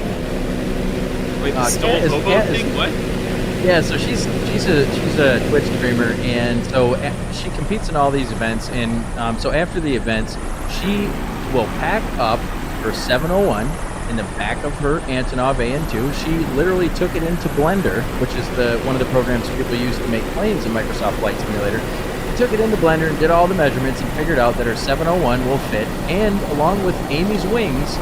And so Amy and her fly live on her stream from place to place, following our national eSTOL competition, and also Sawdust Dragon put out a video of him flying into this National eSTOL competition, which was so cool to see. I love to see it. I've actually even seen some random videos on YouTube of people I don't know coming into the National eSTOL competition. So I really love to see that. It makes it well worth all the time that we put into it, because that's what we just want to see people having a fun time, a good time. Oh, that is super cool. That is cool to, yeah, like fly from event to event just like the real life competitors would. There's the Antonov now taking off. Whew, that is a big plane. I was going to mention the double ender, so very legendary double ender, kind of one-off STOL aircraft. Really exciting to see that there. The people who built the double ender have a new airplane, and it's called the Ascender. And yeah, they're putting that out to market, aren't they? I don't even know. It literally, it's in EAA Sport Aviation magazine this month. It's on the cover, and it's beautiful, beautiful big airplane. It's not twin engine the way the double ender is, but it's very similar in style. It's got that tractor configuration above the cockpit, and it's got just insane visibility, which is, I mean, if you're flying backcountry, visibility is king. So just really cool to see the Ascender. There are some rumors about the Ascender. While Smitty's turning on to final here just in a second, there are some rumors about the Ascender that there is a developer out there making it for the sim, and maybe related to the developer that made the double ender. But it seems as if possible we may see the Ascender sometime in the next year or so, maybe. I don't want to give any time limits on it because I don't know anything for sure, but just to say, I have heard that it's possible we may see an Ascender in the sim sometime soon. And one of our pilots, actually, the guy that actually made our eSTOL hats, Bryant, he's actually flown the Ascender. He flew it at Oshkosh. Oh, wow. I wonder what it was like. We'll have to ask him. He broke his wrist, so he's not here today, but we will ask him, and we'll find out. So giving about 40 feet up, and then a huge bounce for the double ender there. We're looking at like 180 feet on that landing. It's going to be a bummer. It's actually interesting. Go ahead. I've seen it land in... I've seen one of our competitors, Blitz, who's not here today. He landed that in a decent, probably about a 10-knot headwind. I mean, he's landed that in about 10 feet before. I've seen Smitty land it real short too, but I think it's been a little while since Smitty has flown the double ender in this, because the STOL competition is a much different environment. When you have to land on that line, it's not the same as landing out at Vines or something in the simulator in Idaho. When you have to land on that line, there is a lot of concentration going on there, and by no means is it impossible, but it does add a lot more to your flying experience and the concentration levels involved. So I think Smitty just needs to, get in the game and not give up those extra feet that he's given up, because I know he's got it in him. Let's actually, looks like our producers have pulled together, they found a video of the Ascender, which is this new follow-up to the double ender. Oh, first we're going to see the double ender take off. Real short there. Quick in the standings, double ender is beating the Antonov. I don't know if it's really a fair fight. Best combined score, 239. Kind of crazy, though. Kitty Cat 930.55 in that 1949 Antonov from Great Britain with a combined score of 385 now on the board after that first round scratch. Hey, we do have Blitz here in the chat, in the Versus TV chat. Blitz is kind of a legend in the STOL community. He's he wouldn't admit it probably, but he is a legend in the STOL community. Because he hasn't played the sim in a while, but he's here watching. Saw a cat there, nose over, but I think maybe the wheels were still locked. Maybe she kept the brake on. I know as a creature of habit, sometimes in new planes, I forget to turn the parking brake off. So it'll happen. It's a lot less costly in the sim. I was going to say, normally that would be a day-ending mistake. Yeah, I remember from, the National STOL competitions, the IRL ones are really great to watch. So I've been watching them, since before this happened. And I remember we were talking about the STOL hobo and how Kat does that and goes around and flies to each one. And I remember seeing this guy come in, and I wonder if you have seen him since. He flew in, you heard about the competition, and he flew into Tennessee. Do you remember that? I think you were there announcing that day, Ryan. You remember the guy with the long hair? And he came in, he flew into the competition in Tennessee. I think it was the first one he'd ever been to. And he just randomly heard about it and flew in and hung out with you guys in Tennessee. I love all my children equally, but I don't remember that guy. Who that could have been. I gotta think of his name. I think it was something hobo is why I thought of it, but I always thought that was really cool to see that kind of thing, and I really want to come to an event. I honestly have not been to one yet, but as soon as I can get to one, I'm coming, and I hope it's what is the first event next season for National STOL in the real world? It'll be here at Swamp STOL in March. Okay, so I gotta get a plane ticket down to Louisiana. Maybe I can have Smitty fly me in the double ender. The one that would be easy for you based on where you're at would be Sodbusters in Hartford, Wisconsin, right before Oshkosh. It'd be just over the pond for you. Oh, yeah. And you know what? I would actually drive to the lake and take the ferry across the pond. Oh, right there he goes. He's in the zone. Smitty had a great landing there. 80-something feet. We'll wait for our judge to tell. Gave up a little bit, but, man, that was a really good landing out of Smitty. Yeah, 82 feet on that landing. So the best landing for Smitty on that one. Here comes the Antonov now. And Kat is coming in. Nice landing. Soft and dainty. There we go. And it looks like, what do you think there, 150 or so, Ryan? A little less, actually. 145 feet. So everyone improved that round. Tom Smith in first place with the exhibition class. Again, this is more of a let's fly some fun stuff. In real life National STOL, you'll see air cams a lot flying during that. But Tom Smith with 145 feet combined, and Katarina Ayers from Great Britain with 306 combined in that giant Antonov AN2.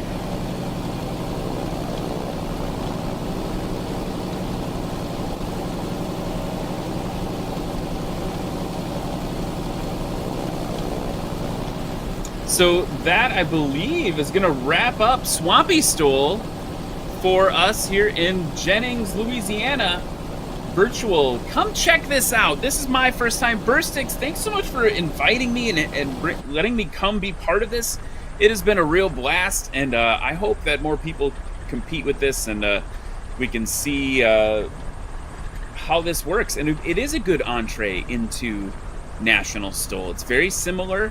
The lines are a little easier to see on the ground, and yeah, that's super cool. Let's recap these classes real quick. So touring class, we saw Midnight. These were out of order. We saw top score in touring class, Mark Hawkins, Barracus 250 in a Wilga, first place. 5 feet behind him, Big Papa Pauly, first time out, 195 feet. Then third place, wow. Tom Smith Smitty, who you just saw in the double ender in that Wilga with 236, and Keith Charlotte, Sawdust Dragon in a Wilga 255, and Midnight Rain with the Comanche 388, bringing up the rear. In the backcountry class, Victor Vasser, Mr. Glider 7205 in a 1954 Cessna 170 Bravo, all the way from Poland, 211 feet. Byron Bowman, Red Baron 1415, another 170 Bravo, 249. Frankie Poops from New York, New York, 297, also in that Mr. 170 Bravo. Mr. Poops himself. Let's pop. Yeah, Mr. Poops himself. That sounds Let's so pop bad, over to you know? It sounds really bad. Oh man, anybody else's name you could say, you know, like Cat Blue Flame herself, you know, or Ryan himself, but nope, Frankie Poops, you can't say that with Frankie Poops. Mr. Poops. So let's pop over to the unlimited class with NorCali J with the upset with 100 feet combined in that Savage Carbon. No nitrous on that, as we learned during the stream. Cat Blue Flame only 12 feet behind in that Zenith 701, and Amy Cutie in the 2023 Rands S6S with a combined score of 263, bringing up the rear. And proudly presented by SWS. Word on the street is they have been back from Christmas break for the last week, working on updates to that PC-12. If you haven't checked out the PC-12 yet from SWS, hit that thing up. Go to their website and grab yourself an SWS PC-12. I have had it out in Idaho in the sim, and I've landed it at Dewey Moore, I've landed it at Vines, Simmons, I've landed it just about any place that you probably wouldn't ever bring a real-life PC-12 in. But we actually got the idea for that. We saw some YouTube videos of a PC-12 coming into one of the longer strips out in which is still short, by the way, but one of the longer strips out in Idaho. So we took a group flight out there to Idaho, and we took the SWS PC-12 just to see where we could land it. You get a little more leeway in the sim when it comes to that stuff. And then last but not least, presented by Sim Market, it was the exhibition class. Tom Smith in that double ender, combined score of 145. Katarina Ayers in the Antonov, which is amazing, with a combined score of 306. So I think we're going to get a picture of Smitty's setup coming. There it is. So if you guys wanted to see what Smitty is doing, no joke, when he nosed over in the round previous, and he went up in the air, and I've heard tell that sometimes he has bruises when he gets off of the sim and goes to bed for the night. No, I'm just joking. I don't think it's that crazy. But there is Tom Smitty's setup, and he built that himself with monitor, VR setup. He's got a yoke and he's got the whole deal. And I can't remember what that little box is to the left there, but I think it's something to do with servos. Servos, I think he said. Something that makes it go around. That is so cool.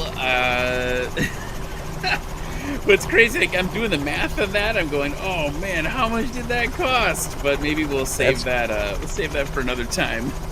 That's goals right there. That is goals. If we all had that flight simulator set up, I think we'd spend even less time, in the real world. And I don't know. Maybe I'll stay away from the VR. That's why I'm scared of it.